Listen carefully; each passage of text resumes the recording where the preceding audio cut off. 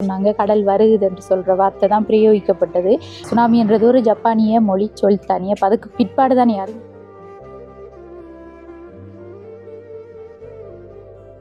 மேற்படி பேருடைய எனக்கு 2 திருமணம். முதல்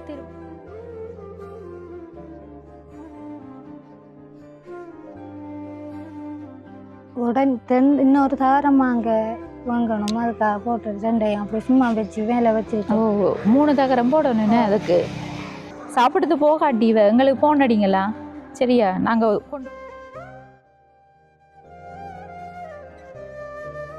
இது சும்மா கிடைக்கிறவளம் தானே, என்னத்துக்கு 300 ரூபா கொடுத்து வாங்குறேன் வாங்க போகாமல் கிடைச்சவங்க வாங்கி சாப்பிடுங்க. இது புற்றுநோய்க்கெல்லாம் சிறந்த ஒரு மருந்து. நானும் போன தரம் காட்டினதில் ஒரு அண்ணா கமெண்டும் பண்ணியிருந்தார். அப்போ நிச்சயமாக எனக்கும் தெரிஞ்சிருந்தது, அந்த இடத்துல சொல்ல மறந்துட்டேன். நானும் தான் எழுதி எடுத்து அவங்க ஜிஎஸ் உறுதிப்படுத்தி கொடுத்துருக்காங்க. இந்த லெட்டரில் இந்த இருக்குது ஃப்ராங்கெல்லாம்.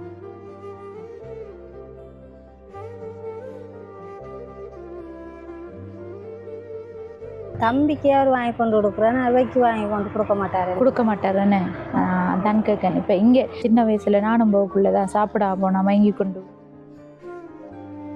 ஆரம்பிச்சிருக்காட்டி நாங்கள் கேட்டுட்டு திரும்பவும் வீடியோ எடுத்து இந்த காசை வாங்கி அவர் பிள்ளை பிறந்த உடனே விட்டுட்டு போய் 15,000 ரூபாய் காசு இருந்தால் இதை நாளைக்கே ஆரம்பிப்பேன்னு சொல்லி. அப்போ ஆரம்பத்தில் சொன்னீங்க எங்களுக்கு வரலண்டு. எங்களுக்கு இல்லை, அம்மாவுக்கு வந்தேன். அதான் கேட்டேன் நான். என்னண்டா அப்படி யோசிக்கிறவங்க ஒரு சில நேரம் நிற்கிறதையும் பிரச்சனையாக்கலாங்க. அந்த சித்த பண்ணுற வேர்ட் வரக்குள்ள ஒரு சில பிரச்சனைகளும் இருக்கலாம். என்ன மற்ற அந்த பிள்ளைய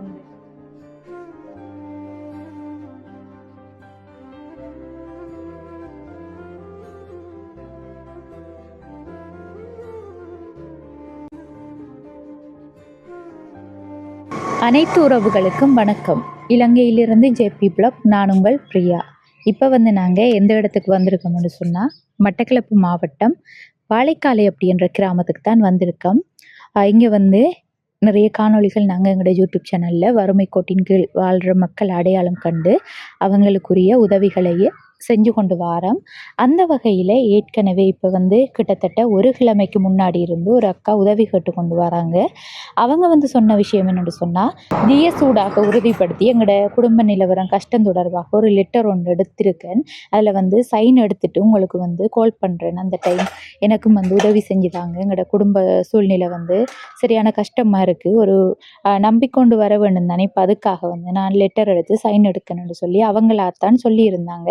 மற்றபடி நாங்கள் லெட்டர் கன்ஃபார்மாக வேணும்னு சொல்லி கேட்கல. அப்போ இருந்தாலும் அவங்க எடுக்கிறேன்னு சொன்னோன்னே ஓகே, லெட்டர் இருந்தால் ஓகே தானே, நம்மளுக்கும் ஒரு உறுதிப்படுத்தலாக இருக்கும் என்னென்னு சொன்னால், உண்மையில் இவங்க வறுமை கோட்டின் கீழ் வாழ்கிற குடும்பம் தானேன்னு சொல்லி பொதுவாக ஆடிய சூடாக போய் உதவி செஞ்சாலும் இந்த இடத்துக்கு வந்தது ஒரு அக்கா தான் கோல் எடுத்து சொல்லி அவங்களுடைய கிராமம் தொடர்பாக நிறைய கஷ்டப்பட்ட உறவுகள் இருக்குது, நீங்கள் வந்தீங்கன்னு சொன்னால் நான் வீடுகளை கொண்டு காட்டுறேன், நீங்கள் அங்கே போய் பேசி ஓகே இவங்களுக்கு உண்மையில் கஷ்டம் உண்டு அறிஞ்சு உதவிகளை செய்யுங்கன்னு சொன்னவங்க. அதன்படி தான் நாங்களும் செஞ்சு கொண்டு வந்தனாங்க.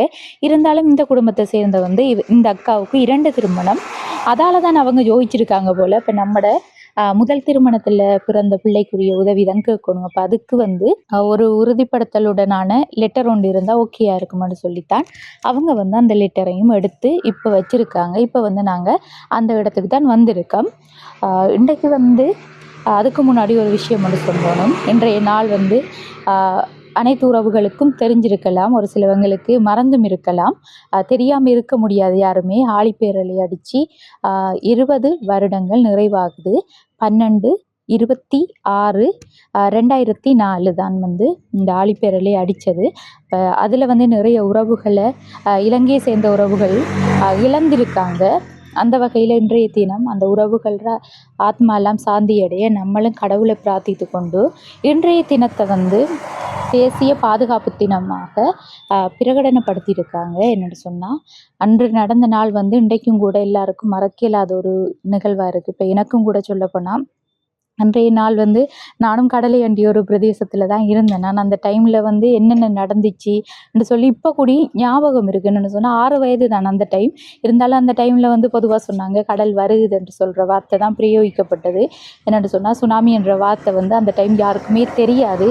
சுனாமி என்றது ஒரு ஜப்பானிய மொழி சொல் தானே. அப்போ அதுக்கு பிற்பாடு தான் அறிமுகமாகினது. கடல் வருதுன்ற வார்த்தை உபயோகிக்கப்பட்டு தான் அனைத்து மக்களும் வந்து நாங்கள் வேறு இடம் நோக்கி ஓடின நாங்கள்.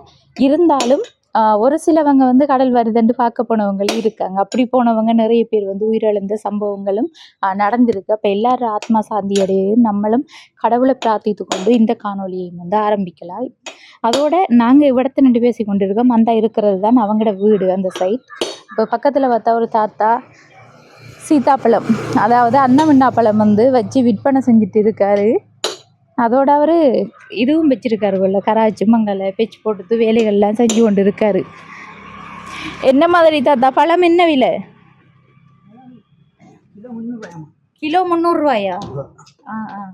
இது எங்க இருந்து இப்போ எடுத்து வரையில் நீங்க? நாமடல்ல அந்த வீட்டுக்காரர்கள். அந்த வீட்டுக்காராக்களா? இந்த பக்கத்து வீடு இப்போ நம்ம வந்திருக்கிற வீட்டுக்காராக்கள் நம்பல. போயிட்டாரா? எங்க போயிருக்காரு?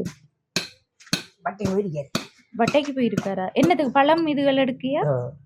எடுக்க போயிருக்காருன்னு. வியாபாரம் போகுதா இந்த பழம்? போகுதுண்ணே. சரி தாத்தா, சரி நம்மளை இப்போ அவங்களோட வீட்டை போய் பார்க்கலாம். அதுக்கு முன்னாடி எங்கிட்ட சேனலை ஃபஸ்ட் டைம் பார்க்கிங்கன்னு சொன்னால் மறக்காமல் சப்ஸ்கிரைப் பண்ணிவிட்டு பெல் ஐக்கனையும் கிளிக் பண்ணுங்கள். அப்போ தான் நாங்கள் போடுற வீடியோஸ் எல்லாம் தவறாமல் உங்களால் பார்த்துக்கொள்ளக்கூடியதாக இருக்கும். அதோட இந்த பழமும் வந்து 300 ரூபா. இது வந்து சும்மா கிடைக்கிற பழம் தானே, என்னத்துக்கு 300 ரூபா கொடுத்து வாங்க போகாமல் கிடைச்சவங்க வந்து வாங்கி சாப்பிடுங்க. இது வந்து புற்றுநோய்க்கெல்லாம் சிறந்த ஒரு மருந்து.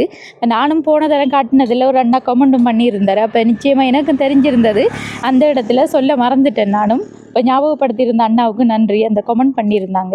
இப்போ நிறைய உறவுகளுக்கு இது சாப்பிட்டா வந்து புற்றுநோயை தடுக்கிறதுக்குரிய ஒரு எதிர்ப்பு சக்தியாக இது நிச்சயமாக இருக்கும். அதோட ஏற்பட்டு இருக்கிறவங்களும் சாப்பிட்டா குறைவடைய வாய்ப்பு இருக்கும். இங்கே செருப்பு போடா நடந்து வர. நீங்கள் அந்த விட்டு பிள்ளைல்ல, ஏன் செருப்பு போடாமல் போகிறீங்க? போயிட்டு வாங்க. சைக்கிள் எடுக்க போகிறாதான் அது பெச்சு போடுற கடையில் உள்ள. வணக்கம் அக்கா. வணக்கம். எப்படி இருக்கீங்க? நல்லா இருக்கு. உங்களோட பேர் என்ன? இந்த சுசீலா. சுசீலா. எத்தனை வயசு? 27. 27 வயசு.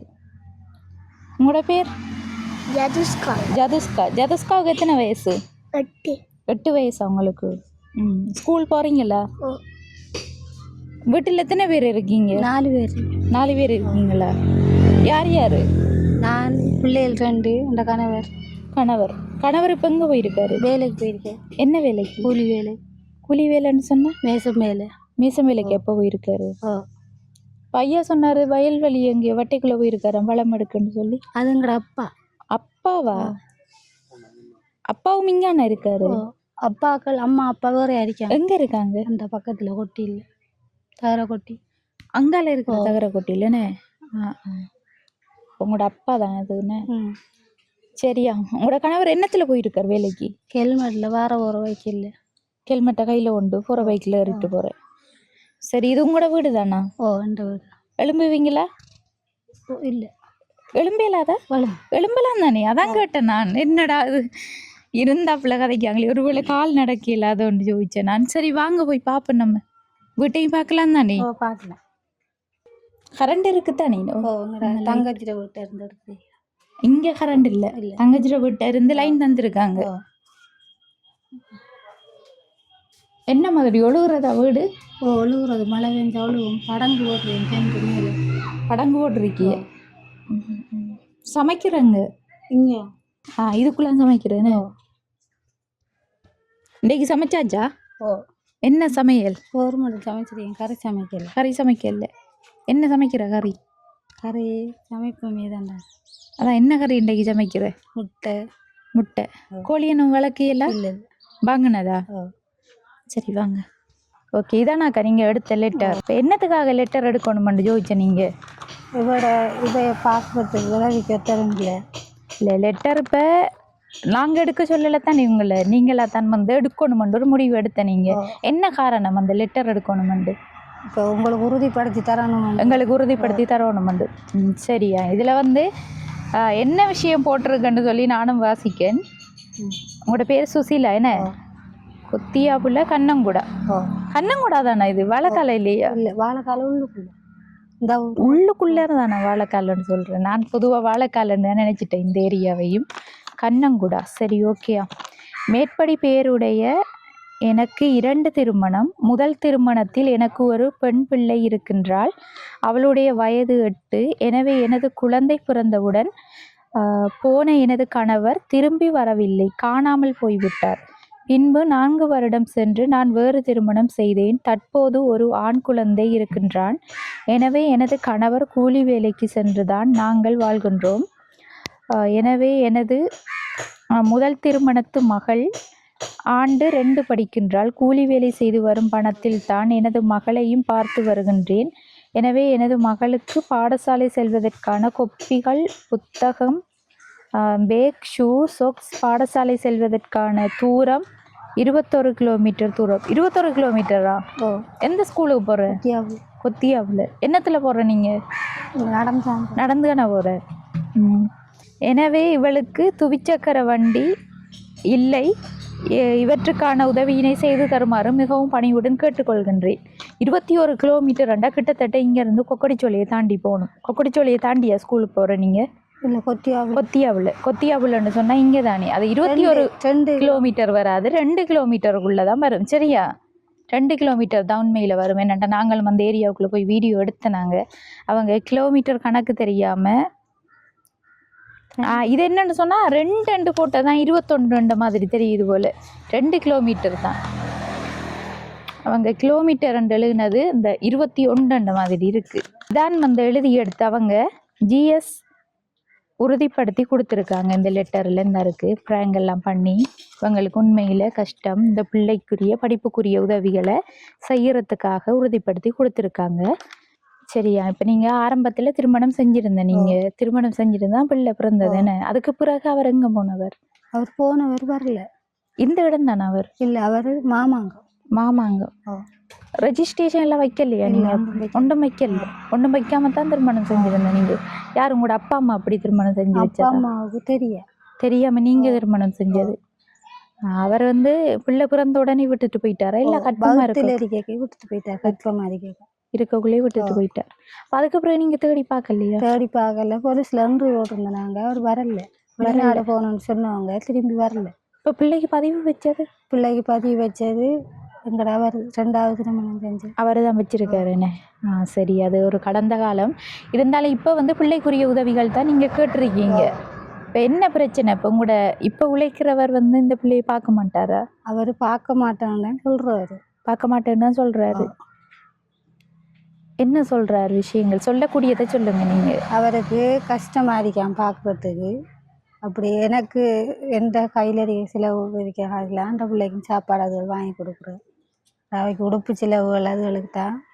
நீங்கள் எதுவும் வேலை போகிறீங்களா? வேலைகளுக்கு ஒன்றுக்கும் போகல. சின்ன 2வது புள்ளுன்னு இருக்காது. சின்ன ஆள். அவரை விட்டு போட்டு போயிடல. எத்தனை வயசு அவர்? 3 வயசு. 3 வயசு. இப்போ அவரை விட்டுட்டு போயிடாதால நீங்களும் வேலைக்கு போகிறல்ல. இப்போ இந்த பிள்ளைய வந்து உங்களோட இப்போ திருமணம் செஞ்சுருக்கிறவர் வந்து இந்த பிள்ளையும் பார்க்குறது கஷ்டப்பட்டு சொல்கிறார்.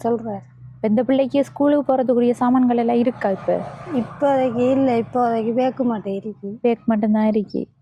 சரியா? இப்போ வந்து இப்படி இருக்கக்குள்ள வேற யாரும் உதவிகள் செய்யலையா? அவங்களுக்கு ஒருத்தரும் செய்யலை. இதுவும் உங்களோட சொந்த வீடு தானா? இது எங்களோட சொந்த வீடு தானே. இங்கேருந்து நீங்கள் எதுவும் தொழில்கள் செய்கிறதுக்கு இப்போ உங்களுக்கு எத்தனை வயசு? 27 வயசு. அப்போ பெரிய வயசும் இல்லை தானே. எதுவும் தொழில்கள் செய்யலாம் தானே நீங்கள்? அப்பா செய்கிறவர் தானே. அதை வச்சு அதுக்காக நாங்கள் செய்கிறோம்ல. அப்பா வந்து இந்த விற்பனைகள் செய்கிறாருன்னு அப்படி செய்யக்கூடாது இருக்கீங்க. இப்போ அது மட்டும் வண்டி இல்லை தானே. தொழில் நிறைய தொழில்கள் இருக்குது. இப்போ நீங்கள் இங்கே இருந்து செய்யக்கூடிய தொழிலண்டா என்ன தொழில் செய்யலாம்? இங்கே இருந்து செய்யக்கூடிய தொழிலண்டா இந்த கிழங்கு வடைகள் பொறிச்சு அது செய்யலாம். விற்பனை செய்யலாம். அது வந்து செய்யறோன்னு சொன்னால் அதுக்குரிய இந்த கடை செட்டப் எல்லாம் செய்யணும். நீங்கள் கடை அடிக்கணும், கண்ணாடி பொட்டி வாங்கணும். நீங்கள் செய்வீங்களா? சரி, அப்படி செஞ்சால் வந்து அதுலேருந்து வர வருமானத்தை இந்த பிள்ளைக்கு யூஸ் பண்ணுவீங்களா? அது இப்போ உங்களோட உழைப்பு தானே. யூஸ் பண்ணலாம் தானே. அது பிரச்சனை வராது. பிரச்சனை இப்ப நீங்க அதுல உழைச்சி இந்த பிள்ளைக்கு யூஸ் பண்றதால கணவர் எதுவும் பிரச்சனை படுத்துவாரு? படுத்த மாட்டார். அப்படி படுத்த மாட்டாரு, பிரச்சனை இல்லை. சரி அக்கா. அடுத்தது வந்து உங்களோட தங்கச்சியோட வீட்டை இருந்தா லைன் வருதுன்றீங்க, அதான் உங்களோட தங்கச்சி வீடு. உங்களுக்கு எத்தனை சகோதரங்கள்? எங்களுக்கு 5 பேர். அண்ணா 2 பேரும் கல்யாணம் கட்டிட்டாங்க. அக்கா வந்து இறந்துட்டாங்க. தங்கச்சி மட்டும் இருக்காங்க. தங்கச்சி கல்யாணம் கட்டி 2 குழந்தை இருக்கு. இங்க தண்ணி வசதி எல்லாம் இருக்கு? தண்ணி பைப் லைன் தண்ணி எடுத்த நீங்க? சரியா. இப்போ டாய்லெட் வசதி? டாய்லெட் இல்லை. எங்கே சூஸ் பண்ணுற நீங்கள்? தங்கச்சி டம்பர். சரியா. இப்போ கஷ்டமண்டு இருக்கக்குள்ள உங்களுக்கு உதவி செய்கிறேன்னு சொன்னால் யார் உதவி செய்வாங்க? கஷ்டமண்டு எங்களுக்கு அப்பா செய்வார், தங்கச்சி செய்வார், வேறு ஒருத்தரும் இல்லை. சரியா. இப்போ வீட்டு திட்டங்கள் வந்தானே உங்களுக்கு? இப்போ இந்த வீடு வந்து மேலேயும் உடைஞ்சி படங்கு விரிச்சு ஓடுகளை சும்மா வச்சு விட்ருக்கீங்க பறக்காம. வீட்டு திட்டங்கள் வந்து தரலையா? இல்லை தரல. வீட்டு திட்டம் எல்லாரும் கொடுத்தவங்க, எங்களுக்கு மட்டும். ஏன் தரல உங்களுக்கு? கேட்டதுக்கு எங்களுக்கு இப்போ அடுத்த வருஷங்கள் வாரத்தில் பார்த்து தாராங்கன்னு சொல்லியிருக்காங்க. இப்போ வீட்டு திட்டம் வருதுன்னு சொன்னால் அதில் போட்டுக்கிட்ட காசு இருக்கான்னு சொல்லி கேட்கலையா? கேட்டவங்க என்ன சொன்னீங்க? வந்தது இந்த இதுக்குள்ளேயெல்லாம் வீட்டு திட்டம் உங்கள் அரவாசி காசு ஓடட்டும், எங்கள்கிட்ட உதவி இல்லை, அதனால நாங்கள் வேணாம். ஏனண்டா இது எனக்கு தெரிஞ்சது போகிற இடங்களில் வந்து அநேகமாக இந்த விஷயத்தை தான் எல்லாரும் சொல்லுவாங்க. இப்போ வீட்டு திட்டம் வந்தது தான், நான் எடுத்து கட்டுறதுக்கு எங்களுக்கு காசு இல்லாதால திரும்ப போயிட்டுண்டேன். அப்போ அதுதான் நான் உங்கள்கிட்ட கேட்டேன். உங்களுக்கு வந்திருக்கு, காசு இல்லாமல் தான் நான். அப்போ ஆரம்பத்தில் சொன்னீங்க எங்களுக்கு வரலண்டு. எங்களுக்கு இல்லை, அம்மாவுக்கு வந்து அம்மாவுக்கு வந்து வேணாண்டு தாங்க காசு இல்லாமல். இப்போ அம்மாவுக்கு வந்திருந்தா உங்களுக்கு தந்திருப்பாங்க என்ன? 2 பொம்பளை பிள்ளைகள் தானே. அப்போ ஒரு ஆளுக்கு இருக்கன்னக்குள்ள உங்களுக்கும் தந்திருப்பாங்க. அதை இப்போ வந்து உங்களோட கணவர் வேலைக்கு போயிருக்காரு. ஒவ்வொரு நாளும் வேலைகள் கிடைக்குமா அவருக்கு? இன்றைக்கு கிடைச்சா நாளை கிடைக்காது, அப்படி கிடைக்கிட்டதான் கிடைக்குது. அவர் இப்போ திருமணம் செஞ்சவர் இந்த இடம் தானா? இல்லை, 680. அவர் வந்து பிள்ளையோட எதுவும் பிரச்சனைகள் படுத்துறாரா, இல்லை காசு கொடுக்கறதுலாம் கஷ்டமா இருக்கு? அவருக்கு பார்க்கறது தான் கஷ்டமா இருக்குன்னு சொல்றாரு. மற்றபடி இந்த பிள்ளை இங்கே இருக்கிற தலை பிரச்சனை இல்லை தானே அவருக்கு? பிரச்சனை இல்லை. அப்படி ஒன்றும் எங்களோட பகல்ல நிப்பா, இரவையில் அம்மாக்களோட போயிடுவா. இங்கே நிற்கிற குறைவா? அப்போ அதான் கேட்டேன் நான். என்னண்டா அப்படி யோசிக்கிறவங்க ஒரு சில நேரம் நிற்கிறதையும் பிரச்சனையாக்கலாம் தானே. பொம்பளை பிள்ளை தானே அக்கா, நீங்கள் பாதுகாப்பாக தான் வச்சிருக்கணும். அது உங்களுக்கு தான் தெரியும் தாய்க்கு என்ன செய்யணும்னு சொல்லி. அப்படி உங்களுக்கு பிரச்சனைகள்னு சொன்னால் நீங்கள் வந்து இப்படி லெட்டர் எடுத்து ஜிஎஸ் மூலம் லெட்டர்கள் எடுக்கலாம். சிறுவர் இல்லங்களில் கொண்டு விடுறதுக்கு பிள்ளைய விட்டீங்கன்னு சொன்னால் அங்கேயே படிப்பு செலவு இல்லாமல் அவங்களே பார்ப்பாங்க. அடுத்தது வந்து நல்லபடியாக அவங்களே எல்லையில் படித்து வந்தாங்கன்னா அதுக்கு பிறகு அவங்க ஒரு தொழிலுக்கு தானே அவங்களே தொடங்கிடுவாங்க. அந்தளவுக்கு அவங்களுக்கு புத்தி வளர்ந்துருந்தானே. இப்போ வந்து இங்கே இருக்கிறதால ஒரு சில பிரச்சனைகளை பார்த்து பிள்ளைகிற மனமும் பாதிக்கப்படலாம். இப்போ சித்தப்பானக்குள்ளே என்னென்னு கூப்பிடுறாங்க அவங்க? சித்தப்பான்னு கூப்பிடுறாங்க. அந்த சித்தப்பான்ற வேர்ட் வரக்குள்ள ஒரு சில பிரச்சனைகளும் இருக்கலாம். என்ன மற்ற அந்த பிள்ளைய வந்து அதிகமாக பார்க்குற, இந்த பிள்ளைய குறைவாக பார்க்குற மாதிரி இருக்கக்குள்ள உங்களோட மனமும் வந்து யோசிக்கும் கொஞ்சம். அப்படி இது வந்து நான் உங்கள்கிட்ட தான் சொல்கிறேன். இது வந்து பிள்ளைக்கு தெரிய வேணாம். இப்போ உங்களுக்கு வந்து நீங்கள் தான் இதை பார்த்து இதுக்குரிய முடிவு எடுக்கும். அப்படி ஓகேன்னு சொன்னால் நீங்கள் ஜிஎஸ் ஊடாக ஆடிஎஸ் ஊடாக கதைச்சி அவங்களே வந்து லெட்டர் எடுத்து சிறுவர் இல்லம் வந்து அதில் விடுறதுக்கு உங்களுக்கு பெண்களுக்குன்னு தனியாக இல்லம் இருக்குது. ஒரு பிரச்சனையும் இல்லை. பிள்ளையை கொண்டு விட்டு அவங்க வந்து படித்து நல்லபடியாக வருவாங்க. அதால் உங்களோட குடும்பத்துக்குள்ளே இப்போதைக்கு பிரச்சனைகள் வராது. அவங்களோட வாழ்க்கைக்கும் அதுதான் நல்லதுன்னு சொல்லி நான் நினைக்கிறேன். பார்க்குற உறவுகளும் இது தொடர்பான ஒரு விளக்கத்தை வந்து தாங்க கமெண்டில். இப்போ நீங்கள் என்ன சொல்கிறீங்க? அப்படி என்றால் ஓகே அவங்களை கொண்டு விட்டு அவங்கள படிப்பிக்கிறதுக்கு? ஓகே, இப்போதைக்கு இல்லை, கொஞ்சம் வயசு வரும். கொஞ்சம் வயசு வரணும். எத்தனை வயசு? இப்போ 8 வயதுன்னு இன்னும் எத்தனை வருஷம்? 12 வயசு வந்தாலும் 12 வயசில் ஒன்று விட்டுரும். அப்படி யோசிக்கிங்க என்ன? ஓ, சின்ன அண்ணனுக்குள்ள அங்கே கொண்டு விட்டா யோசிப்பாங்க, வேங்கி போயிடுவாங்க. அதுவும் சரிதான். என்ன சின்னால் தனி அவங்களும். அது 10 வயதுக்கு பிறகுன்னு சொன்னால் ஸ்காலர்ஷிப் முடி அப்படின்னு சொன்னால் கொண்டு போய் விடுறதுக்கு முயற்சிகள் எடுங்க நீங்கள். அது பிரச்சனைகள் வராது உங்களுக்கு. பிள்ளை ரீதியாக பார்க்கக்குள்ள அவங்களுக்கு தகப்பன் இல்லை தானே. அப்படி பார்க்கக்குள்ள அது வந்து ஓகேயா இருக்கும். ஜிஎஸ் ஊடாக அவங்களும் 15 தருவாங்க உங்களுக்கு கொண்டு விடுறதுக்கு.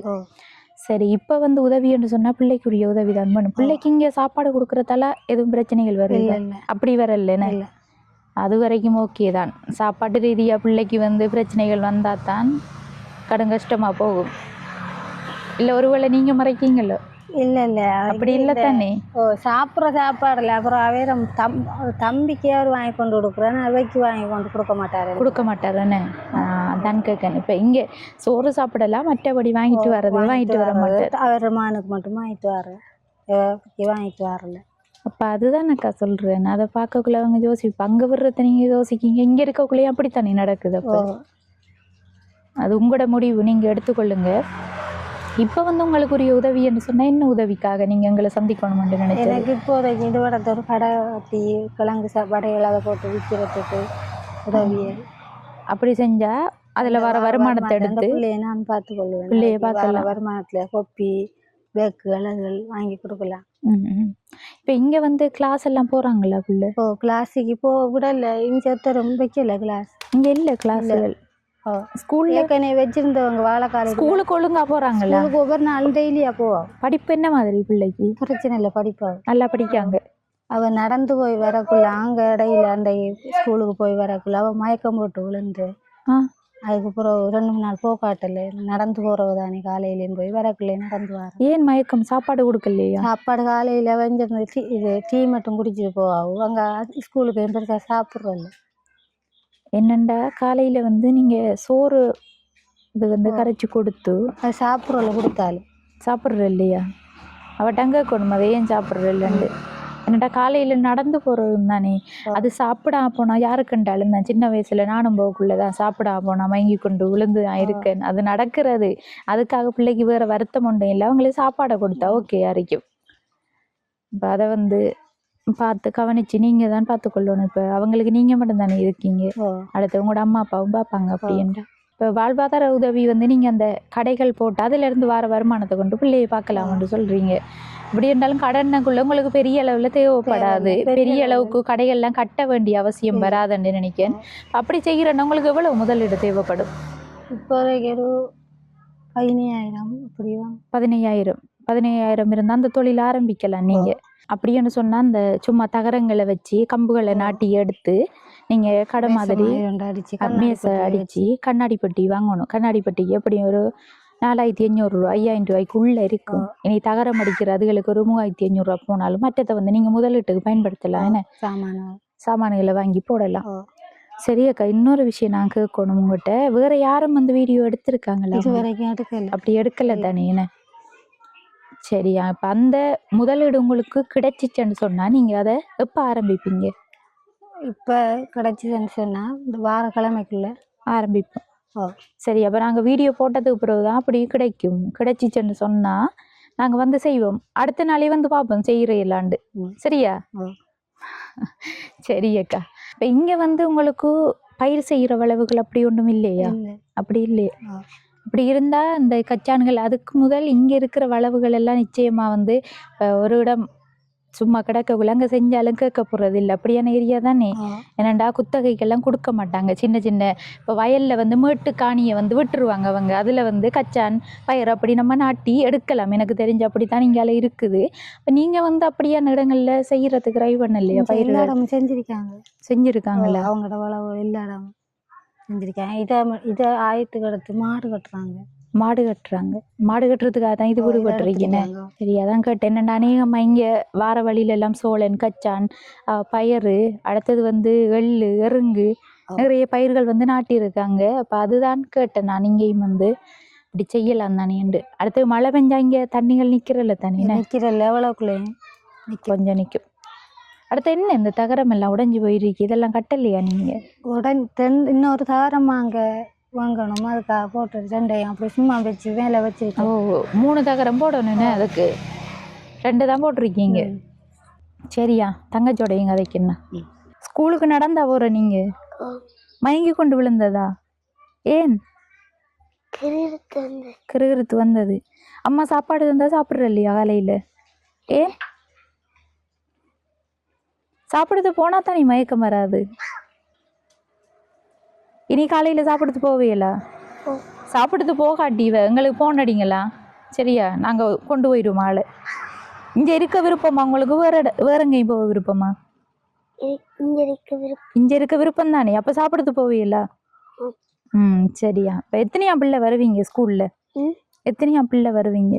சில நேரம் சின்ன ஆக்களுக்கு மார்க்ஸுகளை போட்டு கொடுப்பாங்க, மால்களை போடாமல் அப்படியும் செய்வாங்க. அந்த red colour green colour yellow colour 2 mark வச்சு தருவாங்க. அப்படியே தார உங்களுக்கு?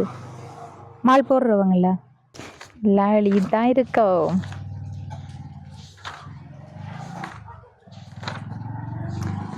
நாலாம் ஆண்டு தான் நீ படிக்கீங்க, 2ஆம் ஆண்டுன்னு சொன்னால் அவங்களுக்கு இந்த படங்கள் இனி இப்படி எழுத்துக்கள் சொல்லி கொடுக்காங்க போல. என்னென்னண்டு இனங்கான்று அப்படியான இதுகள் அவங்களுக்கு பெருசாக அந்த மால்கள் எல்லாம் சொல்ல மாட்டாங்க, மார்க்ஸுகள் தான் சொல்லுவாங்க. நீங்கள் போகிற நீங்களா மார்க்ஸ் பார்க்க பிள்ளைகிறது போகணும் ஸ்கூலில். சொல்லி வர காட்டுறல பேப்பர் பார்க்க போகணும். நீங்கள் பிள்ளைகள பேப்பர் போய் பார்க்கணும்.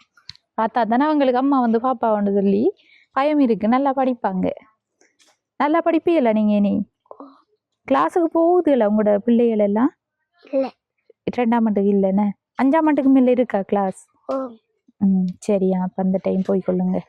சரி அக்கா, இப்போ இதையும் தாண்டி இப்போ பிள்ளைக்குரிய கஷ்டம் நீங்கள் சொன்னீங்க, எப்படி பிள்ளை இருக்கிறதால பிரச்சனைகள் உண்டு, அதை தாண்டி கூட குடும்பத்தில் இருக்கிற கஷ்டமான சூழ்நிலைகள்னு சொன்னால்? குடும்பத்தில் இந்த இது வேலைக்கு போனால் தான் எங்களுக்கு சாப்பாடு. அவர் இப்போ இன்றைக்கு 2 நாளைக்கு வேலைக்கு போகாமல் கிடந்தா எங்களை வீட்டில் சாப்பாடு இல்லை. சாப்பாடு இல்லாமல் இருந்திருக்கீங்களா? இருந்திருக்கேன். இப்போ உங்களோட அம்மா தங்கச்சி எல்லாம் பார்த்துட்டு இருப்பாங்களே? அப்பா இருந்தால் மட்டும் எங்களுக்கு ஒரு சாப்பாடு சமைச்சா தருவார். அம்மா தங்கச்சி தரல. ஆரம்பத்தில் தங்கச்சி தருவாங்கன்னு சொன்னீங்க. தங்கச்சி காசு உதவிகள் அதுகள் செய்வாங்க. கடனை வாங்கலாம், கடனை மாறி வாங்கலாம் அப்படி சொல்கிறீங்களா? இப்போ சாப்பிடாம இருந்தால் இப்போ சாப்பாடு தரேன்டா அப்பா நின்றா மட்டும்தான் தருவார். அப்பா நின்றா தருவார். அவர் வேலைக்கு போனால் இல்லை. இல்லை, அம்மாவும் அப்படி என்ன தர மாட்டாங்கல்ல? அம்மாவுக்கு அவர் வேலைக்கு போனால் சாப்பாடு இல்லை, தங்கச்சிட்ட சாப்பிட்டுட்டு தங்கச்சிட்ட போய் அவங்க சாப்பிட்றேன். சரி அக்கா, அப்போ நீங்கள் இங்கே ஒரு தொழில் செஞ்சு அதிலிருந்து ஒரு வருமானம் வரும், பிள்ளையும் பார்க்கலாம், சாப்பாடு இல்லாத ஒரு சூழ்நிலையும் உருவாகாது உங்களுக்கு. இது இந்த தொழில் செய்கிறேன்னு சொன்னால் நீங்கள் சொன்னது 15,000 ரூபாய் காசு இருந்தால் இதை நாளைக்கே ஆரம்பிப்பேன்னு சொல்லி, இதில் எவ்வளோ காசு இருக்குன்னு நீ பாருங்கள். 15 பார்த்துட்டிங்களா? சரியா, 15,000 ரூபாய் காசு தந்திருக்கோம். இது என்னத்துக்காகன்னு சொன்னால், நீங்கள் நாளைக்கு தொழிலை ஆரம்பிப்பேன்னு சொன்னதுக்காக. நாங்களும் இங்கே வருவோம் நாளைக்கும். இப்போ வார டைமில் நீங்கள் வேலைகள் எல்லாம் ஆரம்பிச்சிருக்கணும். சரியா? ஆரம்பிச்சிருக்காட்டி நாங்கள் கேட்டுட்டு திரும்பவும் வீடியோ எடுத்து இந்த காசை வாங்கி கொண்டு இன்னராக்களுக்கு கொடுத்துருவோம். இல்லைலாம் செய்வியல் தானே, நம்பிக்கையாக இருக்கணுமா? ஏன்னா நாங்கள் நாளைக்கு பார்ப்போம் உங்களிடத்தை எப்படி நீங்கள் செய்கிறீங்களா இல்லையான்னு சொல்லி. சரியா, இந்த உதவியை செஞ்சது வாலாம்பிகை அம்மா கோப்பாயிலிருந்து தான் இந்த உதவியை செஞ்சுருக்காங்க. அவங்களுக்கும் அவங்களோட குடும்பத்தை சார்ந்த அனைவருக்கும் எங்களோட யூடியூப் சேனல் சார்பாக நன்றியை நானும் சொல்லிக்கொள்கிறேன். உங்களுக்கும் உங்களோட தொழில் தொடங்குறதுக்குரிய உதவியை செஞ்சு தந்திருக்காங்க. அந்த அம்மாவுக்கு நீங்கள் என்ன சொல்ல விரும்புகிறீங்க? இதுவரைக்கும் வேறு யாரும் எங்களுக்கு இந்த உதவி செஞ்சதில்லை. நான் இந்த வேலையை தொடங்க போகிறேன்னு கேட்டதுக்கு இந்த உதவியை நீங்கள் செஞ்சுருக்கீங்க. மிக்க நன்றி. சரி, ஓகேக்கா, அதே மாதிரி நீங்களும் ஆரம்பிங்க. சரியா? இப்போ நாங்களும் போயிட்டு வரோம். அடுத்த கட்டம் பிள்ளைக்குரிய கொப்பி சாமான் வாங்குறதுக்கு யாரும் உதவி செஞ்சால் அதை நாங்கள் செய்வோம். அடுத்தபடி பிள்ளைக்குரிய உதவிகளை நீங்கள் இனி உங்களோட வருமானத்திலேருந்து எடுக்கிறது பார்க்கணும். சரியா? ஓகேக்கா, இந்த காணொலியோட நிறைவு தருணத்துக்கு வந்துட்டோம். அப்போ இந்த குடும்பத்தை பொறுத்த வரையில் ஒரு சில பிரச்சனைகள் இருக்குது. என்னென்னு சொன்னால், அந்த அக்கா ஏற்கனவே திருமணம் செஞ்சிருந்ததில் தான் அந்த சின்ன பிள்ளை பிறந்திருக்காங்க. அவங்களுக்கு 8 வயசாக இருக்குது. பிள்ளை வயிற்றில் இருக்கக்குள்ளே கணவர் விட்டுட்டு போயிட்டாரு. அதற்கு பிற்பாடு 4 வருஷத்துக்கு பிறகு தான் இவங்க வேறு திருமணம் செஞ்சு, அந்த திருமணத்தில் இவங்களுக்கு 3 வயது சின்னப்படியன்னு ஒரு ஆள் இருக்கார். அப்போ அதால் இப்போ பிறகு திருமணம் செஞ்ச அவர் இந்த பிள்ளையை பார்க்குறது கொஞ்சம் குறைவாக இருக்குது. இவங்களுக்குரிய பாடசாலை செல்றதுக்குரிய உபகரணங்கள் எல்லாம் வாங்குறதுக்கு தேவை இருக்குது. அதோட இவங்க உழைச்சி கொடுக்குறதால ஒரு பிரச்சனையும் இல்லை. தண்டை உழைப்பில் கொடுக்குறதுக்கு தான் அவர் கொஞ்சம் யோசிக்கார். அதோட மற்ற பிள்ளைக்கு வாங்கிட்டு வர சாப்பாடு சாமான் இந்த பிள்ளைக்கு வாங்கிட்டு வரல. இவங்க கொஞ்சம் அந்த ஒதுக்கப்படுற ஒரு நிலைமை எங்களுக்கே பார்க்கக்குள்ளே தெரிஞ்சிருந்தது. அந்த அக்கா கதைச்சதை வச்சு தான் எனக்கும் அறியக்கூடியதாக இருந்தது. அதற்காகத்தான் இவங்களும் அந்த லெட்டர் எடுத்து வச்சுருந்துருக்காங்க. இப்போ தான் எனக்கும் விளங்குது.